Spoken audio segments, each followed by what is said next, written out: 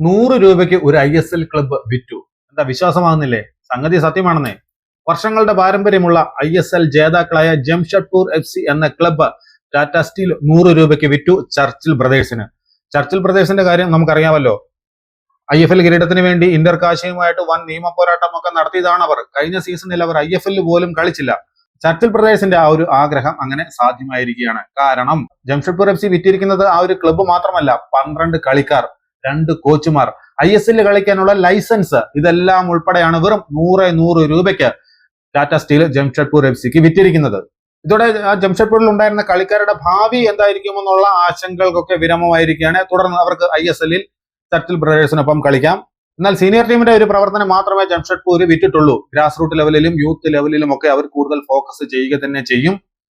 150ഓളം ദേശീയ താരങ്ങളെയും വിവിധ കാറ്റഗറികളിലായിട്ട് 26 നാഷണൽ ക്യാപ്റ്റന്മാരെയും സംഭാവന ചെയ്ത ഒരു ക്ലബ്ബാണ് ടാറ്റ സ്റ്റീലും ജംഷഡ്പൂർ FCയും. അതാണ് അവർ 100 രൂപയ്ക്ക് ഇപ്പോൾ ചർച്ചിൽ ബ്രദേഴ്സിന് വിറ്റിരിക്കുന്നത്.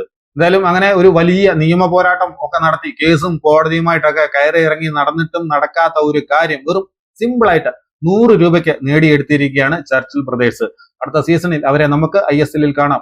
100 രൂപയോളം അറിഞ്ഞിരുന്നെങ്കിൽ നിങ്ങൾ ആരെങ്കിലും ശ്രമിക്കുമായിരുന്നോ ജംഷഡ്പൂരിൽ നിന്ന് വാങ്ങാൻ?